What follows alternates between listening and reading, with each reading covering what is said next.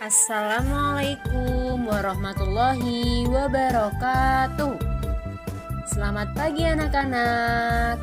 Bagaimana kabar kalian pagi? Pada kesempatan kali ini kita akan belajar tema 4, hidup bersih dan sehat. Subtema 1, hidup bersih dan sehat di rumah. Pembelajaran 5 dan 6. Saksikan ya video penjelasan kali ini. Nah, sekarang kita akan belajar tentang cara membuat laporan hasil pengamatan sederhana. Setelah melakukan pengamatan pada gambar, kita dapat menuliskan hasilnya dalam bentuk laporan sederhana. Laporan sederhana dapat disajikan dalam bentuk karangan singkat. Jadi, ketika kita membuat laporan sederhana, itu kita dapat menyajikannya dalam bentuk karangan singkat anak-anak. Sebelum membuat laporan, kita perlu memperhatikan gambar dengan cermat.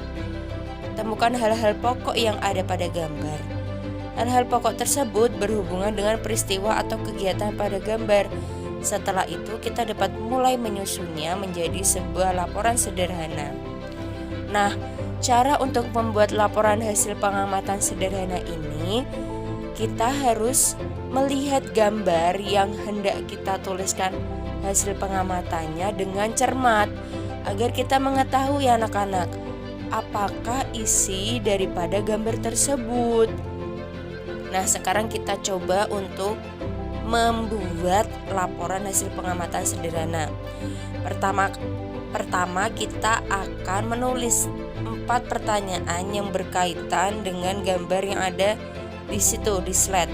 Kita dapat membuatnya siapa saja yang ada pada gambar, kemudian apa yang sedang mereka lakukan, lalu di mana mereka melakukannya. Yang keempat, bagaimana mereka melakukan kegiatan tersebut. Nah, itu 4 pertanyaan yang bisa kita buat sesuai dengan gambar. Kemudian setelah kita membuat pertanyaan tersebut, kita tuliskan jawabannya. Untuk yang pertama, siapa saja yang ada pada gambar? Mari kita cermati dengan seksama. Yang ada pada gambar itu terdapat 4 orang. Siapa sajakah itu? Ya, terdapat ayah, bunda, kakak, dan adik. Kemudian yang kedua, apa yang sedang mereka lakukan? Kira-kira pada gambar tersebut apa yang sedang mereka lakukan anak-anak? Benar, mereka sedang bergotong royong membersihkan rumah. Di mana mereka melakukannya? Di manakah mereka melakukan kegiatan tersebut anak-anak?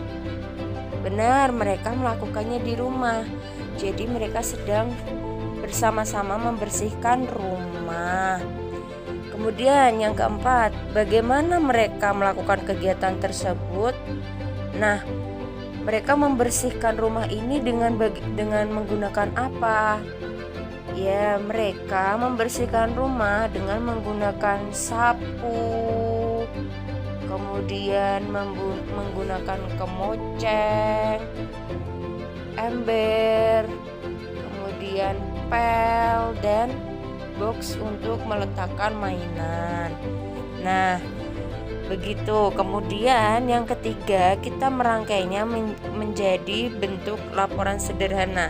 Dari pernyataan yang sudah Ibu sampaikan tadi, anak-anak bisa menyusunnya menjadi sebuah karangan singkat. Kemudian anak-anak bisa membacakannya di depan kelas. Nah, sampai di sini sudah paham semuanya. Nah, selanjutnya kita akan belajar tentang kebersamaan dalam keberagaman di rumah. Nah, banyak kegiatan yang dapat kita lakukan bersama anggota keluarga di rumah. Kegiatan tersebut antara lain seperti yang ada dalam slide. Kita dapat melakukan kegiatan bersama dengan keluarga, contohnya membersihkan kamar bersama adik, membantu ayah mencuci sepeda motor, dan membantu ibu menyiapkan makanan. Nah, ketika melakukan kegiatan bersama, kemampuan masing-masing anggota keluarga tentu berbeda-beda anak-anak. Nah, kita pernah mempelajari ini pada tema sebelumnya. Nah, pekerjaan yang lebih berat biasanya dikerjakan oleh anggota keluarga yang telah dewasa. Sedangkan untuk anak-anak, seperti anak-anak semua itu, tugasnya membantu mengerjakan apa yang dikerjakan oleh orang dewasa agar lebih ringan. Nah, jadi untuk kegiatan berat itu biasanya ayah dan bunda yang mengerjakan. Untuk kita sebagai anak-anak itu cukup membantu agar pekerjaan itu menjadi lebih ringan dan cepat selesai. Nah, itulah anak-anak tentang kebersamaan dalam keberagaman di rumah. Sampai di sini sudah paham? Nah, selanjutnya kita belajar tentang manfaat hidup bersatu. Nah, menjaga kebersihan lingkungan rumah merupakan tanggung jawab semua anggota keluarga anak-anak. Rumah yang bersih dapat membuat semua anggota keluarga menjadi sehat dan nyaman. Kebersihan di rumah dapat terwujud jika semua anggota keluarga bersatu dan bekerja sama. Sebaliknya, jika akan mengalami kerugian, kita terjadi itu karena kita tidak bersatu dalam menjaga kebersihan. Nah, sekarang kita cari tahu anak-anak apa manfaat sikap bersatu di rumah dan apa kira-kira kerugiannya apabila kita tidak memiliki sifat bersatu di rumah anak-anak. Nah, manfaat sikap bersatu di rumah yang pertama, pekerjaan menjadi lebih cepat selesai. Kemudian yang kedua, pekerjaan terasa lebih ringan. Yang ketiga, menambah keakraban anggota keluarga. Dan yang keempat, menciptakan suasana nyaman di rumah.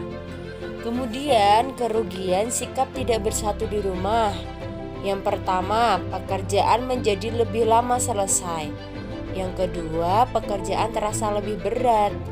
Yang ketiga, timbul rasa saling tidak peduli antara anggota keluarga. Yang keempat, suasana rumah menjadi tidak nyaman.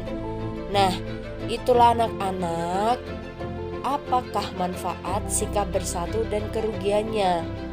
Sehingga kita harus dapat menanamkan dalam diri kita untuk memiliki sikap bersatu di rumah, sehingga hubungan kita dengan anggota keluarga lainnya akan tetap rukun dan menjadikan suasana di rumah nyaman. Nah, sekarang kita akan belajar tentang menentukan banyak sisi, sudut, dan titik sudut pada bangun datar. Nah, berikut ini terdapat gambar beberapa bangun datar. Kemudian mari kita cari tahu berapakah banyak sisi, sudut, dan titik sudut pada setiap bangun datar. Yang pertama, segi 5 memiliki sisi sebanyak 5. Kemudian memiliki sudut sebanyak 5 dan titik sudut sebanyak 5. Selanjutnya segi 6 memiliki sisi sebanyak 6, sudut sebanyak 6 dan titik sudut sebanyak 6. Selanjutnya persegi memiliki sisi sebanyak 4, sudut sebanyak 4 dan titik sudut sebanyak 4. Kemudian trapesium sama kaki memiliki sisi sebanyak 4, sudut sebanyak 4, dan titik sudut sebanyak 4. Nah, materi ini sudah kita pelajarin pada pembelajaran sebelumnya anak-anak. Jadi, jika anak-anak masih bingung manakah bagian sisi, sudut, dan titik sudut, anak-anak dapat melihatnya kembali pada buku pena halaman 105 untuk lebih memahami bagian manakah yang dibilang sisi, sudut, dan titik sudut. Nah, begitu anak-anak.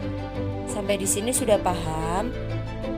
Nah, berikut terdapat video sedikit tentang penjelasan mengenai sisi, sudut, dan titik sudut. Nah, perhatikan ya video berikut ini. Mengenai jumlah sisi, sudut, dan titik sudut pada bangun datar. Tadinya kalian tambah semangat dong belajarnya. Yuk langsung aja. Yang pertama kita akan belajar mengenai jumlah sisi pada bangun datar. Sisi pada bangun datar adalah garis yang berfungsi sebagai pembatas pada bangun datar. Setiap bangun pasti mempunyai sisi. Untuk lebih mudah kita contohkan dengan bangun berikut ini. Bangun persegi A, B, C, D kira-kira mempunyai berapa sisi? Lihat, bangun persegi mempunyai 4 sisi, yaitu sisi AB, sisi BC, sisi CD, dan sisi DA. Udah tahu kan sekarang sisi yang mana? Satu lagi yuk. Bangun segitiga ABC ini kira-kira mempunyai berapa sisi? Ayo. Iya, betul sekali. Segitiga mempunyai jumlah 3 sisi, yaitu AB, BC, dan CA. Kita sekarang mengenai sisi pada bangun datar. Selanjutnya kita akan belajar mengenai sudut.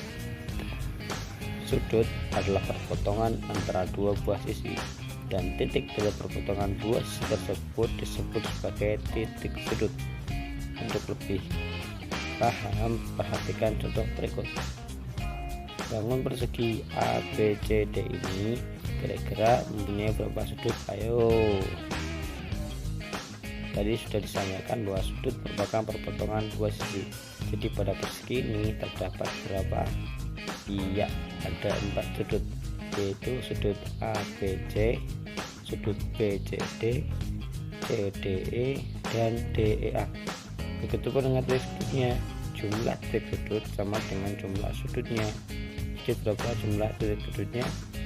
Iya, betul, ada 4 titik sudut. Jadi pada persegi terdapat 4 sudut dan 4 titik sudut. Kita gabungkan dengan materi sebelumnya, yaitu jumlah sisi.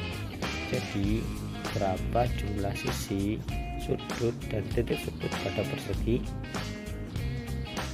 Iya, persegi mempunyai 4 sisi, 4 sudut, dan 4 titik sudut. Nah, itu dia anak-anak sedikit penjelasan tentang sisi, sudut, dan titik sudut. Alhamdulillah pembelajaran kita kali ini telah selesai. Untuk tugas kita hari ini yaitu mengerjakan Bu Pena halaman 111 untuk nomor 1 saja. Oke anak-anak, terima kasih atas perhatiannya. Wassalamualaikum warahmatullahi wabarakatuh.